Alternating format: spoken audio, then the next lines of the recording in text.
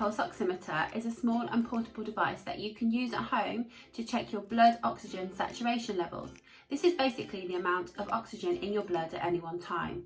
At the same time, you can also use it to check your pulse rate. Inside the box, you'll find this pulse oximeter device here, your instruction manual, 2 batteries, and a lanyard. Taking a reading with a pulse oximeter is really simple. Just squeeze the end like a crocodile clip and place your finger on the cushion inside. Once it's in place and you're comfortable, press the power on button and wait while it takes your reading. Make sure that you don't shake the device or move around whilst it's reading your details, and it's important to remember that fingernail polish or false nails might affect the results of the reading.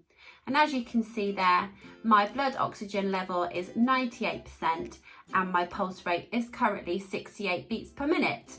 For more information on the pulse oximeter, please visit our website www.kinetikwellbeing.com.